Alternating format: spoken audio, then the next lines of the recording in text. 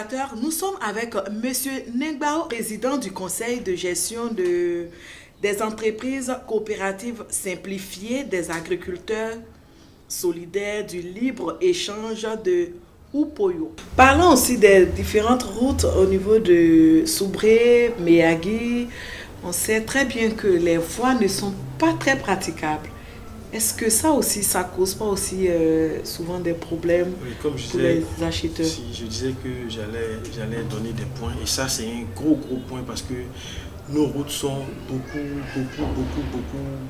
sont peu praticables, je veux dire. Mais je dois ici féliciter le conseil Café Cacao parce qu'ils ont vraiment reprofilé assez de voies. Ils ont reprofilé beaucoup de voies, mais c'est pas toujours suffisant. C'est pas toujours suffisant du moment où nous sommes dans une zone où il pleut beaucoup. C'est-à-dire que même quand on reprofile la voie, c'est sûr qu'il vous faut le faire peut-être régulièrement, chaque 2 ans ou bien chaque an. C'est dû à quoi? Est-ce que c'est pas bien arrangé? Bon, je ne suis pas professionnel du domaine, mais je pense qu'il pleut énormément. Je sais que la pluie, c'est un facteur en tout cas, c'est un des facteurs qui fait que les voies là ne durent pas. D'accord. Parlez-nous concrètement des différents problèmes que vous rencontrez en tant que coopérative. Oui, en tant que coopérative, comme je dis, on a affaire à une grosse concurrence, comme je dis. Ça, c'est déjà, nous les petites coopératives, le grand défi, comme je dis, on a vraiment affaire à une grosse concurrence. On a une concurrence vraiment des gens qui ont beaucoup de sous. Et ça, c'est vraiment difficile pour nous. C'est difficile d'émerger quand vous êtes avec, je ne sais pas comment je peux dire ça, si on était dans un box, on avait dit qu'on n'est pas réellement, c'est pas la même catégorie. Et même ces personnes-là cherchent les mêmes producteurs que nous. Et ça, c'est la grosse difficulté. Et l'autre difficulté aussi, moi je pense que ça, c'est au niveau de l'État. Moi, je pense que si l'État pouvait nous subventionner, nous, ça allait beaucoup nous aider. Sinon, je le reconnais, qu'ils font énormément d'efforts. Je n'ai pas cessé de le dire, surtout le conseil Café Cacao, parce qu'ils nous produisent des intrants, ils donnent en tout cas des phytos, ils sont là, ils sont à nos côtés, ils nous suivent au quotidien, ils nous aident énormément. Mais pour nous, les petites coopératives, comme je suis une coopérative naissante, je suis obligé de dire que nous... Mais vous avez déjà combien d'adhérents? On a plus de 200 adhérents maintenant. D'accord, mais ils ne cotisent pas? Ça se passe comment? La cotisation, c'est que le droit d'adhésion. C'est le droit d'adhésion. Et c'est combien? C'est 10 000 le droit d'adhésion. Pour nous, puisque 10 000 multiplié par 200 personnes, ça fait combien déjà? Ça fait 2 millions de francs CFA. Mais c'est beaucoup d'argent. Oui, mais dans le cacao, ça ne représente rien. D'accord. Oui, parce que, vous savez, avec maintenant, bon, le cacao est à 700, donc une tonne, ça te fait 700 000. Donc 2 tonnes, 1,4 million, bon. Là, on peut dire que ça peut représenter quelque chose, mais quand le cacao il est à 1000 francs, quand tu as 2 millions, ça te fait 2 tonnes. Or, c'est-à-dire pour espérer aller au moins à une usine, il faut aller de 20 à 38 tonnes. Donc, vous voyez le cas. Mais est-ce que vous pensez que vos adhérents, est-ce qu'ils ont confiance en vous? Est-ce que ça se passe bien? Oui, moi je souhaiterais qu'on fasse un tour sur le terrain, vous allez constater, oui, ils ont confiance en nous. D'accord. Ils ont confiance en nous, mais eux aussi, ils sont confrontés à certaines difficultés. C'est des choses que nous comprenons.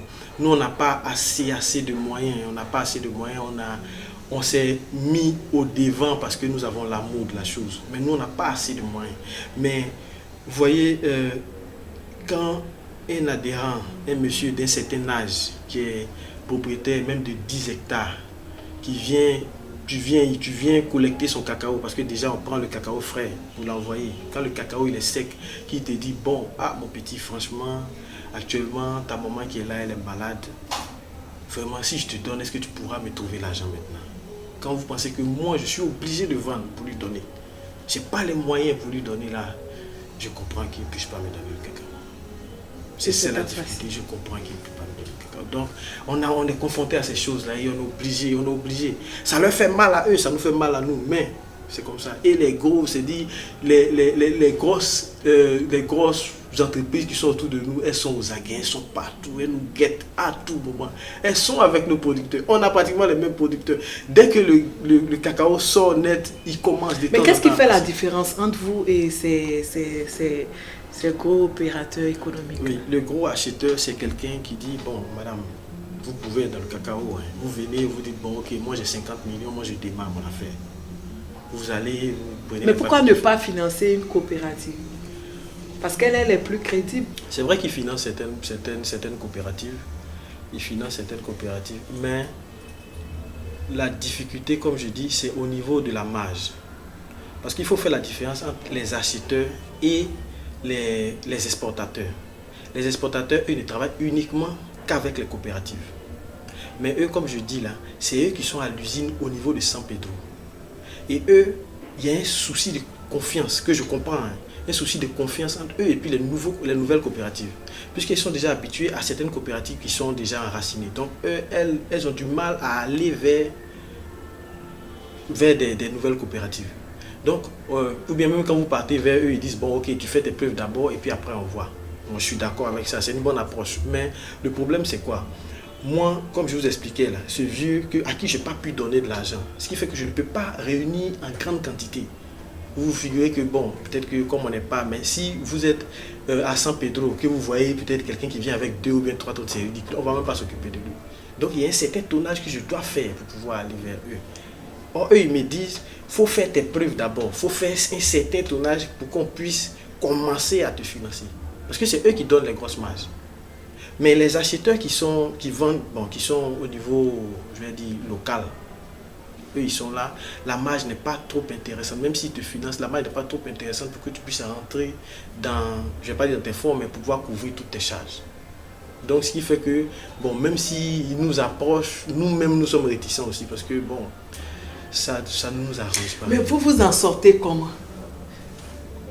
C'est mon problème. Je veux savoir, vous vous en sortez comment avec tous ces problèmes? Puisque tout à l'heure, vous avez dit que le conseil Café Cacao essaie de vous venir en aide, l'État vous vient en aide.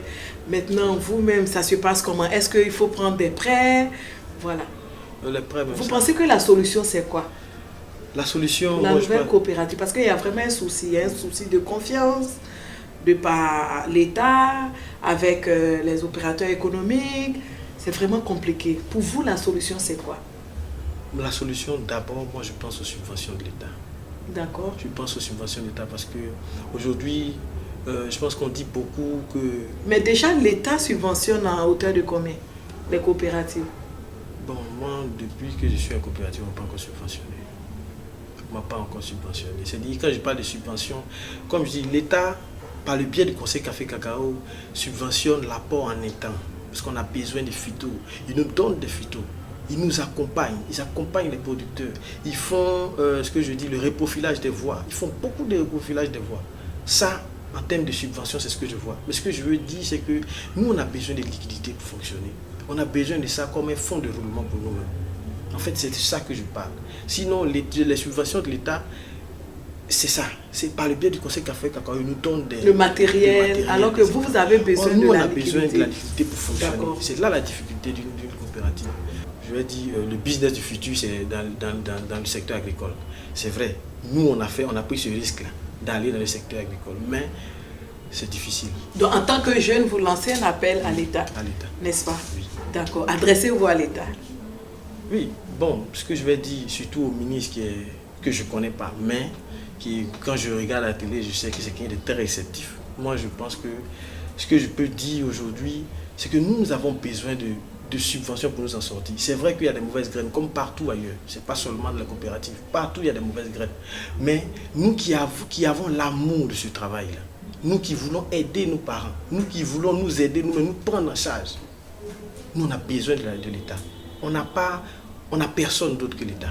On n'a personne d'autre. Je vais taper à la porte des gens. Quand on va chez les banques, là même c'est grave, la banque te dit, bon, il faut t'envoyer tes 3 derniers bilans et tout ça.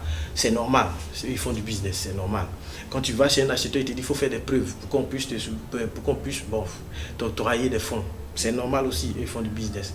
Mais je pense que quand on va partout qu'on ne peut pas s'en sortir, on a recours à l'État.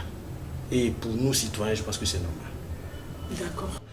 Amis téléspectateurs de Pédium TV, nous allons nous égayer juste parce que notre invité a beaucoup de choses à vous dire.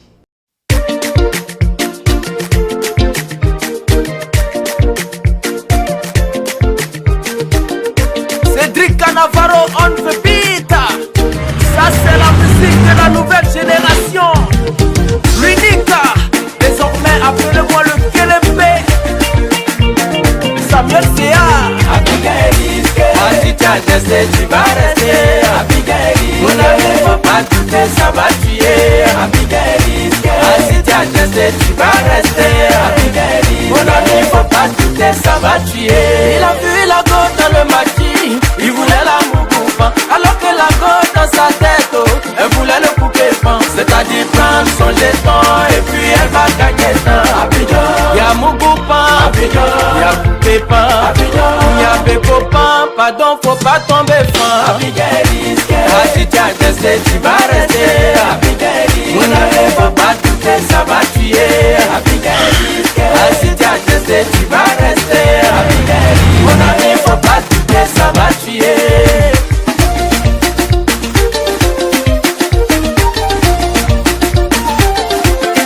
Tu as commandé poulet, il a appelé Faudy.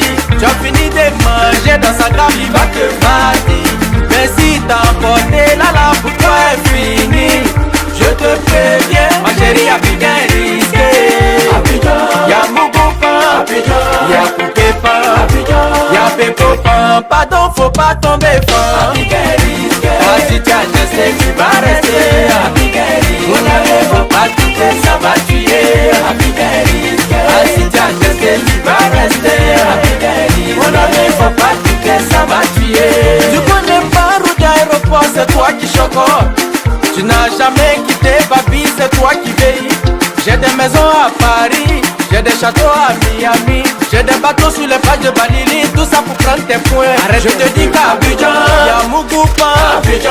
y'a Bécopan, Abidjan. y'a Veillipan, pardon, faut pas tomber fan. Abigail risqué. Si tu as testé, tu vas rester. Abigail risqué. Mon ami, faut pas douter, ça va tuer. Abigail risqué. Si tu as testé, tu vas rester. Abigail risqué. Mon ami, faut pas douter, ça va tuer. Jardino, Mas Gradel.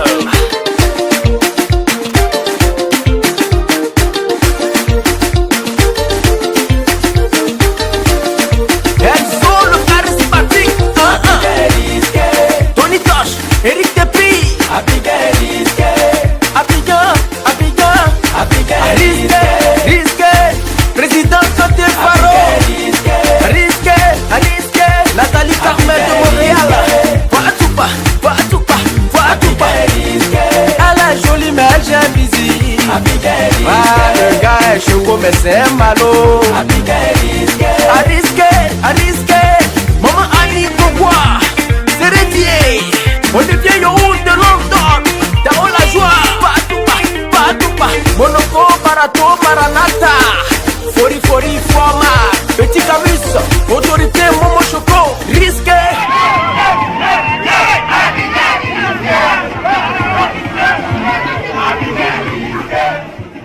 En tant que jeune, c'est vraiment passionnant de suivre cette émission avec vous, surtout en tant que président de l'entreprise coopérative simplifiée des agriculteurs solidaires du libre-échange de Upoyo. Parce qu'on sait que l'agriculture, on voit plutôt les vieux, on va dire ça comme ça, les vieux, c'est-à-dire à partir de 50 ans, mais je vois que vous êtes vraiment jeune et vous êtes vraiment passionné.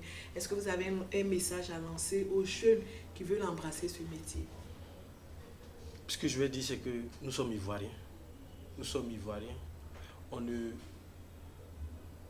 La Côte d'Ivoire ne compte que sur nous.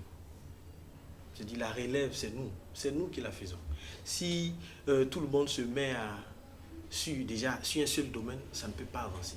Si tout le monde se met à aller en Europe, ça ne pourra pas avancer. Le pays ne pourra pas compter. C'est-à-dire que dans tous les domaines, il faut que nous, les jeunes Ivoiriens, nous soyons là-dedans. C'est pour ça que j'échangeais dernièrement avec quelqu'un, je lui ai dit, nous les jeunes Ivoiriens, quand on se met dans quelque chose, c'est important que notre État nous soutienne. Parce que si nous, on est soutenus, nous devenons maintenant des modèles pour les autres qui n'arrivent pas encore à se décider. Parce que si j'échoue aujourd'hui, c'est clair que dans mon entourage, je ne pourrais pas dire à quelqu'un, mon ami vient embrasser la même carrière que moi. Et c'est ça, j'encourage beaucoup les jeunes à venir dans le cacao. C'est vraiment difficile, mais c'est passionnant. C'est passionnant parce que vous découvrez en même temps la Côte d'Ivoire, en même temps des réalités. J'ai fait un BTS en finance comptabilité, je vous dis, parce que on croit que c'est quand ça ne va pas du tout. C'est ce que j'allais vous C'est poser quand ça ne tout va à pas l'heure. du tout. J'ai fait un BTS en finance comptabilité, j'ai eu un D'accord. BTS en finance comptabilité. J'ai été comptable même de coopérative, j'ai fait certaines grosses structures ici. Mais j'ai voulu embrasser ce domaine-là qui, moi, me passionne. Je voulais embrasser ce domaine qui, moi, me passionne. Et Est-ce que c'est pas parce qu'en tant que comptable, vous avez vu qu'il y a beaucoup d'argent? c'est possible, Oui. mais je ne pense pas que ce soit la solution parce que j'avais mûri l'idée même bien avant d'être comptable d'une autre coopérative. Mais j'ai voulu embrasser ce domaine-là, surtout les affaires. Je dis que aussi vrai que quelqu'un se lève, il prend de l'argent, il va faire sa boulangerie, ou bien quelqu'un se lève, il monte une affaire avec ses amis, je ne sais pas, dans n'importe quel domaine que ce soit, moi aussi, je peux aussi amener mon expérience dans le cacao et réussir. C'est ça surtout. Parce que beaucoup d'hommes font beaucoup de choses. Aujourd'hui, le net, aujourd'hui, les gens sont dans plusieurs domaines. Je me dis que moi aussi, je peux aller dans un domaine et réussir dans ce domaine-là. Et moi, mon domaine, c'est le cacao. D'accord. Alors, l'émission tire à sa fin. Est-ce que vous avez un mot pour conclure cette émission? Je Un veux mot vous de dire fin. déjà merci. D'accord. Je vous dis merci parce que vous n'étiez pas obligé de m'accepter ici. Je vous dis merci, merci de la chaleur, merci vraiment. Vous m'avez mis à l'aise. On est un peu, c'est vrai que on était à Abidjan, mais on est un peu dépaysé. On est de l'autre côté là-bas et nous avez mis à l'aise, vous nous avez bien accueillis. On vous dit merci pour ça. Mon mot de fin va à l'endroit de cette jeunesse-là. Cette jeunesse-là qui souvent a du mal à retourner à la source, à retourner dans nos zones. Mais le campement, c'est nous aussi. Madame, je vous dis que j'ai vu des gamins faire 10 km pour aller à l'école. J'ai vu des gens qui n'avaient pas d'eau potable. Et ça, je pense que c'est nous, la jeunesse, là, qui devons régler ça. C'est pas les vieux, c'est pas les vieux. C'est nous, la jeunesse, qui devons régler ça. Chacun dans son domaine. Aujourd'hui, il y a des gens qui ont des BTS en NTIC, en tout. Il y a du travail là-bas. Il y a du travail à faire. Chacun dans son domaine. Moi, je suis comptable de formation. J'aide. C'est vrai qu'on est comptable, mais j'aide dans ce que je connais. Et je pense que si d'autres personnes, par exemple, vous nous donnez une opportunité, c'est une manière de nous aider aussi. Donc à cette jeunesse-là, que chacun prenne sa part de responsabilité. Personne ne le fera à notre place. D'accord. C'est ce que je veux dire. Amis téléspectateurs, j'espère que vous avez pris du plaisir à nous écouter. D'ici là, portez-vous bien, à la semaine prochaine.